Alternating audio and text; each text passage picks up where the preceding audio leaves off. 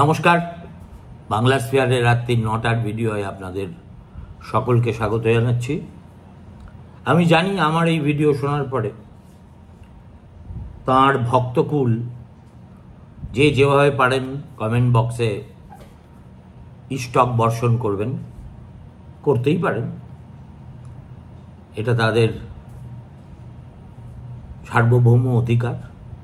ঠিক একইভাবে আমার যা মনে হয় সেটা বলার অধিকার আমারও আছে, অতএব আমি বলব। আমরা যখন বালিগঞ্জ গভর্নমেন্ট হাই স্কুলে পড়ি, ক্লাস 9-এ আমাদের একজন অর্থনীতির মাস্টারমশাই ছিলেন। তার নাম ছিল তুষার রায়, তুষারবাবু। অসাধারণ পড়াতেন, এমনভাবে অর্থনীতির সব জটিল সূত্র জলবৎ তরলং করে এই মনোগ্রাহী ভাষায় তিনি পরিবেশন করতেন যে একেবারে বাধ্য ছেলে হয়ে বসে তার কথা শোনা ছাড়া আর কোনো গতি থাকতো না। আমাদের সময় এরকম মাস্টারমশাই আরও ছিলেন। ইতিহাসে শৈলেশবাবু ছিলেন, ইংরেজিতে সুপ্রভাতবাবু ছিলেন, প্রভাতবাবু ছিলেন, লজিকে অমরবাবু ছিলেন, সংস্কৃতে মদনবাবু ছিলেন, বাংলায় নিমাইবাবু ছিলেন।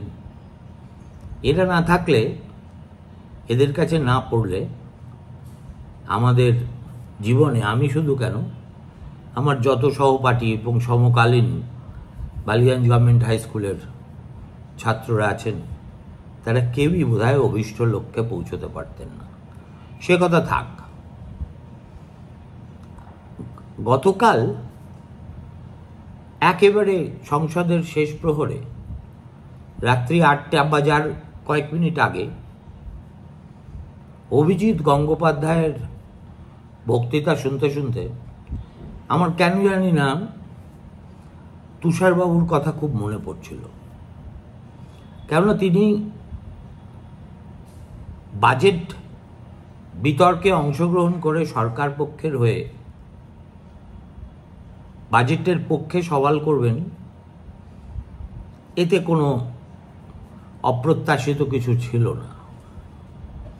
কিন্তু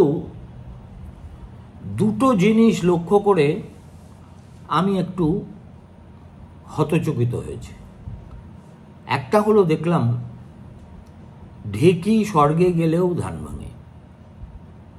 পশ্চিমবঙ্গে কলকাতা শহরে বিশেষ করে তিনি সাংবাদিকদের সঙ্গে যে ভাষায় কথা বলেন, যে ভঙ্গিতে কথা বলেন, দেখলাম সংসদে তার নতুন অবতারের প্রথম দিন মুখ খোলার সময় তার অ্যাটিচিউড একই রকম কন্ডিসেন্ডিং, একই রকম অ্যারোগ্যান্ট, একই রকম অশিক্ষিতের একটা দম্ভ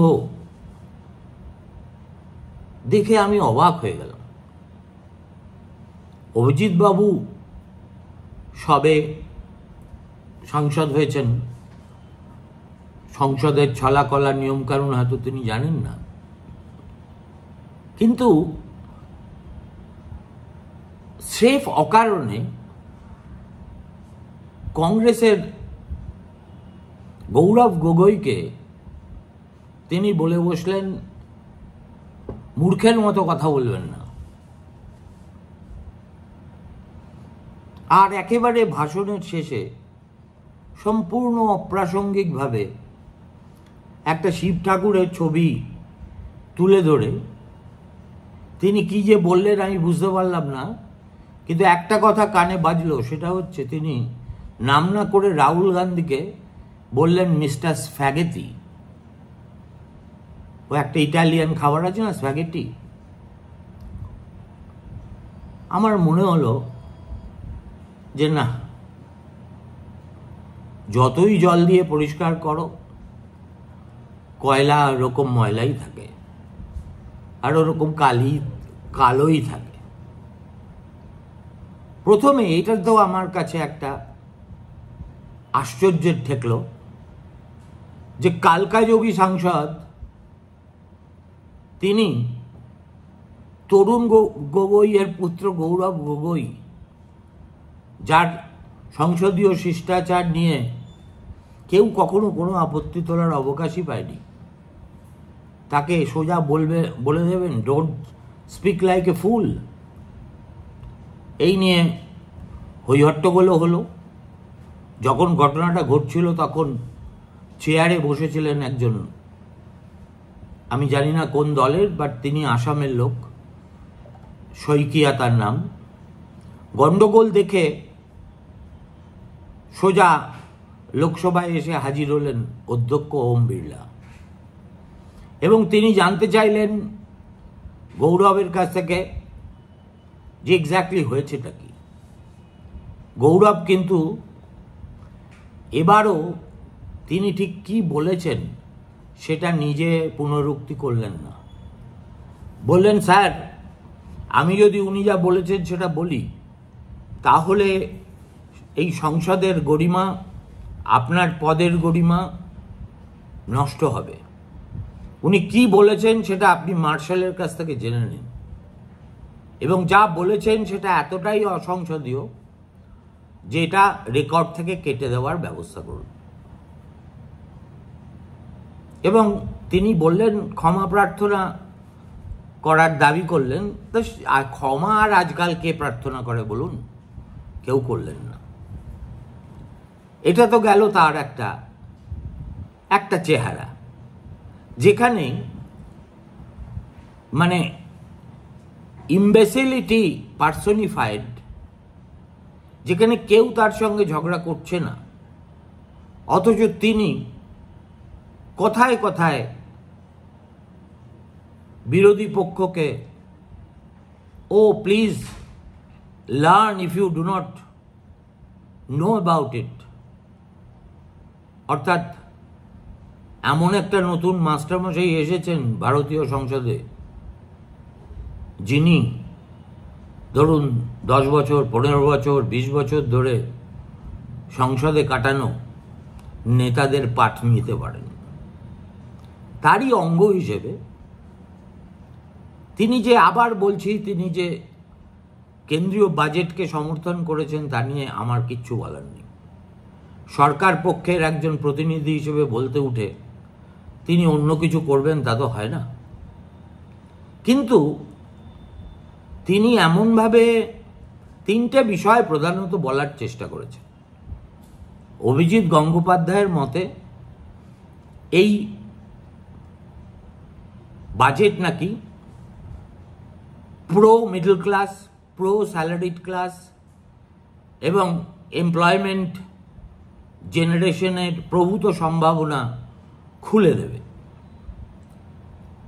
এমএসএমইতে কি হবে, মুদ্রা লোন ডাবল হয়ে যাবে, এইসব বলে টলে তার আগে বেশিরভাগ সময় ধরে তিনি এমন একটা কথা বলে চললেন এবং এমনভাবে বললেন যেন মনে হচ্ছে তিনি পাঠশালায় অর্থনীতির ক্লাস নিচ্ছেন। তিনি বললেন যে এই যে স্ট্যান্ডার্ড ডিডাকশন 25,000 টাকা বাড়িয়ে দেওয়া হয়েছে, 50,000 ছিল, হয়েছে 75, এর ফলে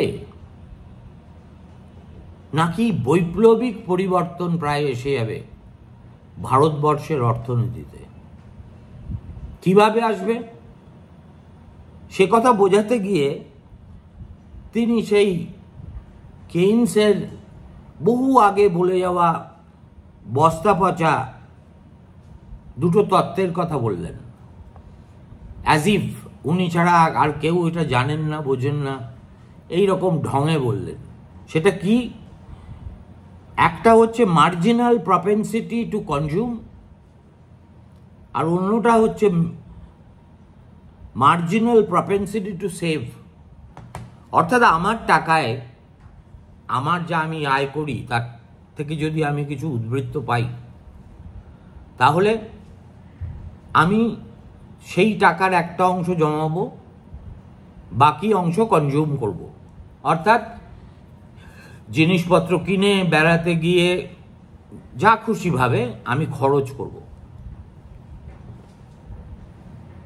অভিজিৎবাবু বলছেন এই যে স্ট্যান্ডার্ড ডিডাকশনটা বেড়ে গেল, এর ফলে স্যালারিড ক্লাস সে এত টাকা সারপ্লাস জেনারেটেড হবে, সেই টাকায় একদিকে যেমন সেভিংস হচ্ছে ইকুয়াল টু ইনভেস্টমেন্ট, এত টাকা ব্যাংকে গচ্ছিত হবে যে সেই টাকা দিয়ে ব্যাংক শিল্পপতিদের ঋণ দেবে এবং তার ফলে দেশে একেবারে শিল্প বিপ্লবের বন্যা বয়ে যাবে। আর কনজামশন মানেই ডিমান্ড, ডিমান্ড থাকলেই প্রোডাকশন বাড়বে। সুতরাং তিনি এই যে 25,000 টাকা স্ট্যান্ডার্ড ডিডাকশনটা বেড়ে গেল, এটাকে একটা সর্বরোগহর দাওয়াই হিসেবে প্রতিপন্ন করার চেষ্টা করলেন খুবই অক্ষমভাবে। তাকে গৌরব গগৈ গান্ধী না গডসে বলে আওয়াজ দিয়েছেন, আমি তার মধ্যে যাচ্ছি না।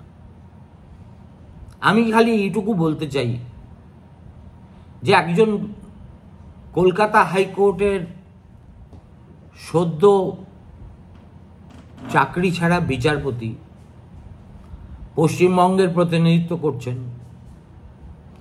তিনি যদি সংসদে তার মেইডেন স্পিচ অর্থাৎ প্রথম বক্তৃতায়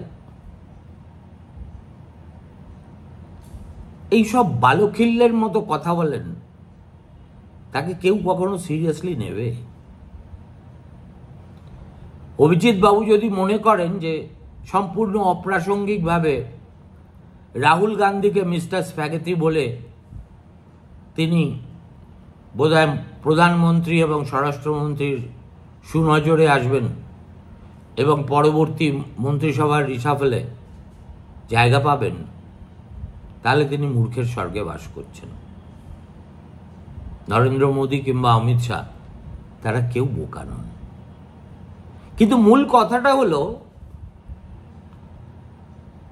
17,500 টাকা ট্যাক্স দেওয়া ভারতীয়দের এই স্ট্যান্ডার্ড ডিডাকশনের ফলে বাৎসরিক উদ্বৃত্ত আয় হবে।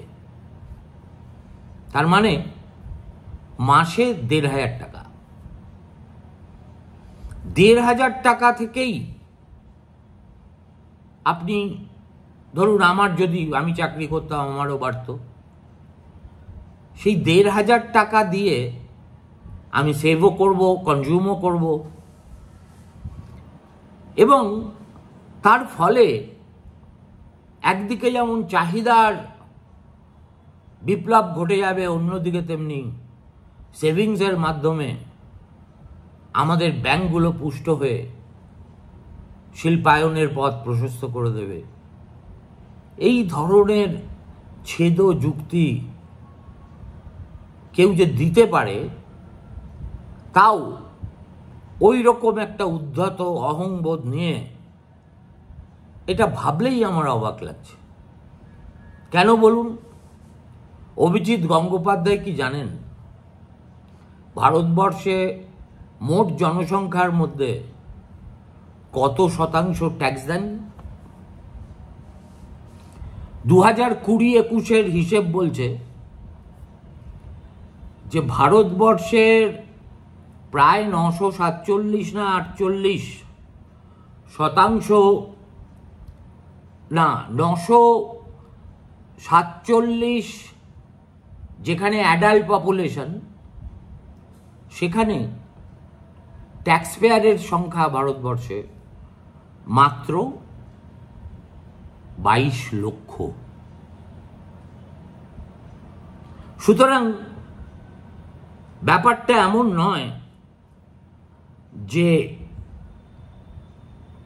স্ট্যান্ডার্ড ডিডাকশনের সুবিধে ভারতবর্ষে যে কোনো কর্মরত লোক পাবেন এবং তার থেকে তিনি সেভ করবেন, কনজিউম করবেন, ইত্যাদি এবং ইত্যাদি। 21-22-এ তার মানে যে দেশে জনসংখ্যা 140 কোটি, তার মাত্র 2 কোটি লোক তার মধ্যে যদি করদাতা হয়ে থাকেন, তাহলে পার্সেন্টেজটা কি দাঁড়ায়? অভিজিৎ বাবু তো অর্থনীতিতে খুব পটু দেখলাম, তিনি নিজেই একবার করে দেখতে পারেন।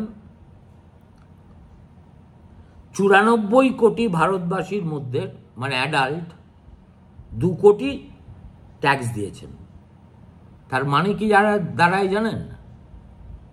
করদাতা ভারতীয় নাগরিকের সংখ্যা মোট জনসংখ্যার মাত্র 2.2%। এবং আপনারা যদি এই যে বিকশিত ভারত দামামা বেজেই চলেছে, বিকশিত দুনিয়ার দেশগুলিতে সঙ্গে একবার পাশাপাশি ভারতবর্ষকে রেখে তুলনা করবেন, তাহলে ছবিটা আরও ক্লিয়ার হয়ে যাবে। যেমন ধরুন, আমেরিকায় মোট জনসংখ্যার 50% বেশি সরকারকে ট্যাক্স দেন। ইউনাইটেড কিংডমে এই সংখ্যাটা 59.7%। জার্মানিতে সবচেয়ে বেশি, 78.3%। একই ফিগার ফ্রান্সেও। তার মানে আপনি you are trying to build a castle in the air. এবং তার চেয়েও মজার কথা হচ্ছে, ভারতবর্ষে যারা ট্যাক্স দেয় তাদেরকে প্রধানত 2টো ক্যাটেগরিতে ভাগ করা যেতে পারে। যারা 10 লাখ টাকা পর্যন্ত ট্যাক্স দেন এবং যারা 10 লাখের উপরে ট্যাক্স দেন। মোট ট্যাক্স পেয়ারদের মধ্যে 97%ই 10 লক্ষ টাকার নিচে বাৎসরিক ট্যাক্স দেন। বাকি থেকে কত? 3%। সেই 3%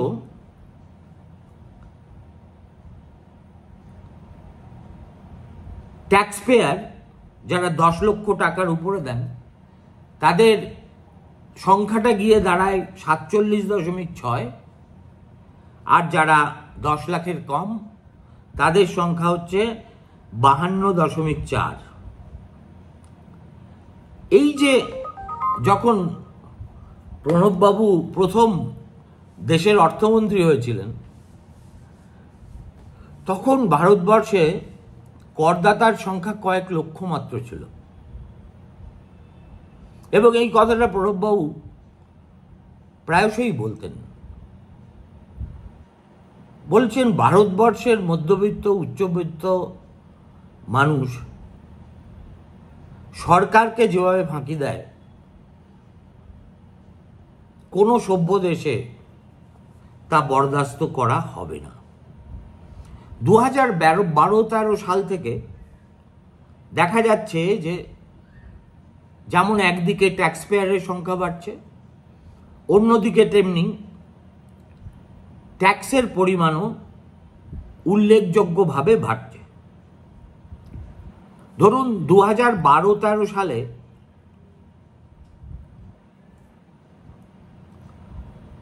মাত্র 2.9 মিলিয়ন পিপল,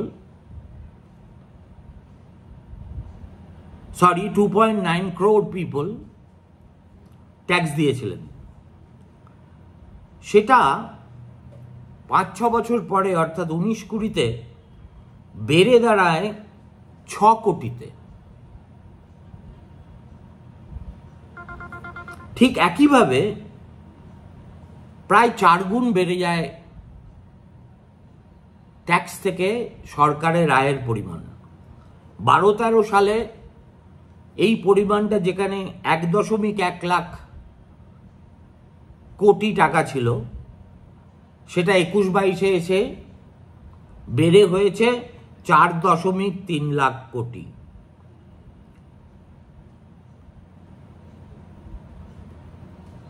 (19-20 সালে এসে দেখা যাচ্ছে ভারতবর্ষে ট্যাক্স পেয়ারের সংখ্যা মোটামুটিভাবে 3.6 কোটি। কিন্তু এর মধ্যে একটা ক্যাচ আছে। ভারতবর্ষে 5 লক্ষ টাকা পর্যন্ত কাউকে ট্যাক্স দিতে হয় না। যেই কেন্দ্রীয় সরকার এই সিদ্ধান্তের কথা ঘোষণা করলো, অমনি দেখা গেল যে ট্যাক্স পেয়ারের সংখ্যা এক ধাক্কায় 6 কোটি থেকে 1.9 কোটি টাকায় নেমে এসেছে। সুতরাং standard deduction of a few cannot lead to any substantial financial gain either for the individual or for the state at large. এটা বোঝার জন্যে খুব কুশলী অর্থনীতিবিদ হওয়ার দরকার নেই। তবু অভিজিৎ বাবু এমন ঢঙে কথাগুলো বলছিলেন এবং বিরোধী পক্ষকে বলছিলেন, আপনারা শিখুন, আমি যা বলছি তার থেকে শিখুন। আমার একটাই মিনতি আছে এই বিচারপতির কাছে, জানি না তিনি আবার আমার নামে বিষোদ্গার করবেন কিনা, যে যখন সংসদে যাচ্ছেন এবং আপনাকে আপনার দল কেন্দ্রীয় বাজেটের মতো একটা গুরুত্বপূর্ণ বিষয়ে কথা বলার সুযোগ দিয়েছে, তখন আরেকটু ভালো করে প্রস্তুত হয়ে যাবেন। সমর্থন তো আপনি করবেনই, সরকারের যে কোনো অ্যাকশন আপনি সমর্থন করবেন, কিন্তু যে যুক্তি, যে তথ্য সন্নিবেশ করে আপনার আর্গুমেন্টটা তৈরি করবেন, সেটা যেন শিশু সুলভ না হয়। এইটুকুই আমার আরতি। ভালো থাকবেন, নমস্কার।